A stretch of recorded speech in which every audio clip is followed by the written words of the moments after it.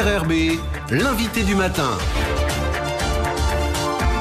Bonjour Jean-François Bodin. Bonjour Nicolas Legrand. Notre invité ce matin est entre autres spécialiste des arboviroses. Oui, c'est le docteur Grandjean, bonjour, de la DAS, bonjour. Bonjour. Merci d'avoir accepté notre invitation alors que la Calédonie est de nouveau déclarée en situation d'épidémie de dengue depuis quelques jours maintenant. D'abord, peut-être rappeler ce que c'est qu'une épidémie. Est-ce que c'est d'abord une mesure administrative ou est-ce que c'est déjà une mesure de santé publique ? Alors en fait, une épidémie, ce sont à la fois une mesure de santé publique et une mesure administrative.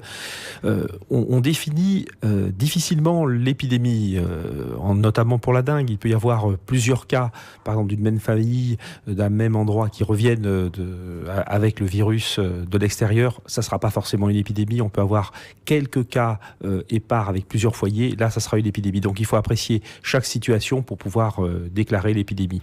Alors le fait de déclarer l'épidémie, ça veut déjà dire quand même que les examens médicaux sont pris en charge. Alors voilà, actuellement, ce qui est important, c'est que tous les médecins peuvent, devant un patient qui présente des signes caractéristiques de dengue, je les rappelle, fièvre, céphalée, éruption cutanée, douleur dans les articulations et les muscles, devant ces signes-là, un médecin peut prescrire des examens biologiques, des tests qui seront pris en charge entièrement par le gouvernement, c'est-à-dire que le patient n'aura pas à payer ces examens. Alors on est dans une année un peu particulière et c'est assez difficile pour les autorités sanitaires, docteur Grandjean, parce que finalement l'épidémie de dengue ne s'est jamais vraiment arrêtée. Il y a toujours eu des cas régulièrement tout au long de l'année, ce qui est un peu nouveau.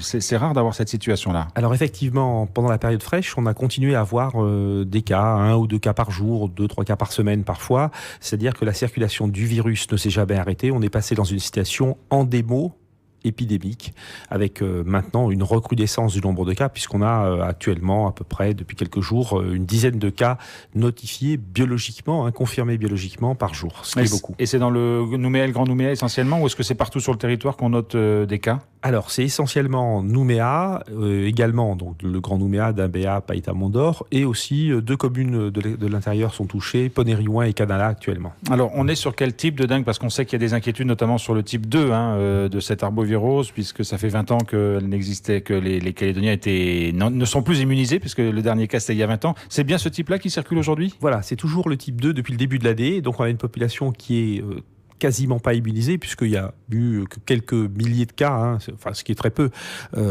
pendant l'épidémie de 2018, qui est toujours la dengue de type 2. Donc on est toujours dans une population très sensible qui n'est pas immunisé et il y a un risque vraiment d'explosion épidémique. Alors, docteur Grandjean, il faut rappeler que la dengue ne se soigne pas en tant que telle. Aujourd'hui, il n'y a pas de médicaments pour soigner la dengue et qu'il y a juste à laisser le temps faire et que la maladie s'en aille toute seule, si je peux m'exprimer ainsi. Alors, on ne peut pas tout à fait dire que la dengue ne se soigne pas. Je pense qu'il est important de voir son médecin quand on a les signes de dengue pour qu'il puisse faire les examens, confirmer, afin que nous puissions aussi mettre en œuvre avec les communes concernées les mesures de lutte antivectorielle, et puis si apparaît des complications, là il faut retourner voir son médecin. Les complications en général surviennent vers le 4e, 5e jour. Les complications oculaires qui ont été, je le rappelle, très importantes l'année dernière surviennent plutôt vers le 8e jour. L'année dernière, nous avons eu avec l'épidémie qui s'est déroulée une 50aine de cas de complications oculaires, dont certaines avec des cécités définitives. Voilà, c'est ce que j'allais dire. Ça peut laisser des séquelles irrémédiables, la dengue. Ça peut laisser Mais on ne sait pas ni comment ni pourquoi. Alors, malheureusement, c'est très peu connu et bien entendu, les traitements ne sont pas forcément efficaces, puisque ça laisse des séquelles définitives. Néanmoins, il y a des traitements quand même qui existent, donc il faut aller voir son médecin si on a des problèmes, si on a une baisse de l'acuité visuelle par exemple, il faut bien entendu aller voir son ophtalmo. Et on rappelle que dans les cas les plus extrêmes, alors soit parce qu'on a des antécédents le plus souvent, on peut décéder de la dengue. Alors, effectivement, les complications peuvent être létales, pas forcément quand on a des fragilités. Malheureusement, la dengue peut toucher aussi des personnes jeunes ou des personnes en bonne santé. Il est évident que quelqu'un qui est diabétique, insuffisant rénal, insuffisant cardiaque ou respiratoire a plus de risques de développer une complication importante. Oui. Alors, on va le faire parce qu'il faut le faire, docteur Grandjean. On a bien compris que c'est une maladie grave, la dengue, qui peut avoir des conséquences graves. Il faut donc tout faire pour éviter que les moustiques se développent. Comment on se prémunit de la dengue, notamment en cas d'épidémie? Quels sont les gestes qu'il faut faire? Alors, il y a des gestes routiniers, on va dire, qu'on doit faire tout au long de l'année, bien entendu. Les Calédoniens les connaissent bien, mais il faut les rappeler. C'est détruire tous les gîtes larvaires, c'est-à-dire tous les récipients qui peuvent contenir de l'eau, nettoyer les gouttières, les balcons, les terrasses, etc., les jardins. Les soupeaux. Alors, éviter les soupeaux, c'est une catastrophe, les soupeaux. Et il faut aussi, en période épidémique, bien entendu, se protéger, éviter d'être piqué par des moustiques, c'est-à-dire utiliser des répulsifs. Le moustique pique surtout le jour, plutôt en début de journée et essentiellement en fin de journée, donc il ne faut pas hésiter à se remettre des répellents régulièrement pour éviter d'être piqué par les moustiques. Mais on rappelle que c'est l'Aedes aegypti qui est le porteur, qui est le vecteur en quelque sorte de cette maladie. C'est l'Aedes aegypti et on espère bien que l'Aedes aegypti prochainement ne transmettra plus la dengue grâce au projet Wolbachia. On y vient évidemment naturellement, docteur Grandjean, ce projet Wolbachia initié par l'Université Monash en Australie, avec la mairie de Nouméa, la DAS, l'Institut Pasteur.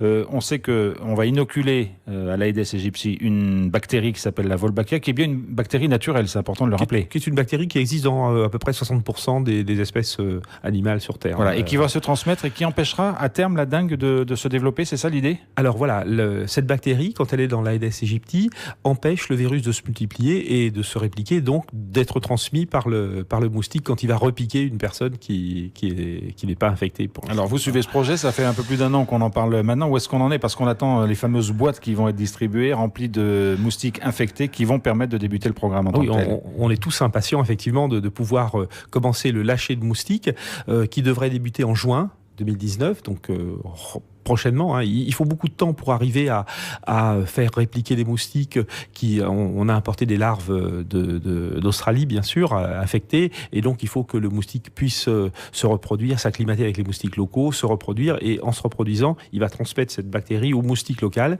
Et donc les premiers lâchers devraient débuter en juin, et il faut compter à peu près 6 mois pour espérer, selon les modélisations, mais qui fonctionnent bien dans la douzaine de sites internationaux où le projet est déjà mis en œuvre, pour que la population de moustiques locaux soit remplacée par ces moustiques infectés par Wolbachia, et donc qu'il n'y ait plus de transmission de la dengue.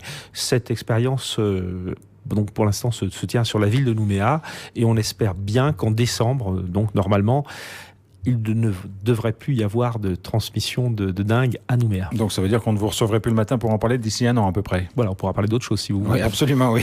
Vous avez dit, parce que c'est important dans la terminologie, que vous avez reçu des moustiques infectés par la Wolbachia. On parle d'une infection saine là pour le coup, on est bien d'accord. Bien sûr, voilà, c'est une infection tout à fait saine, c'est une infection préventive, on va dire.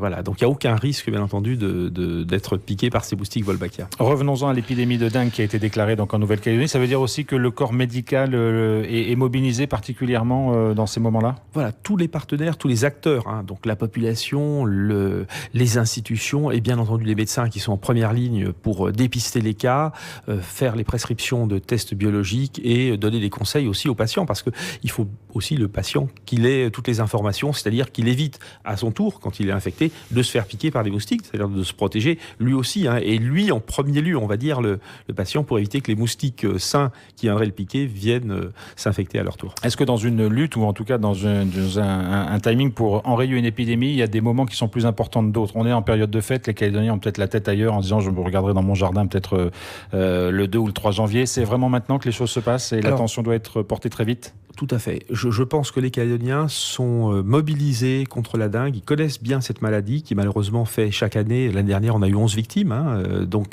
et de nombreuses complications. Les gens en Calédonie connaissent bien cette maladie, savent s'en protéger. Bon, il y a encore, il faut rappeler bien entendu régulièrement toutes les précautions, mais je pense que c'est en ce moment, en début d'épidémie, qu'on peut arriver à éviter une grosse épidémie.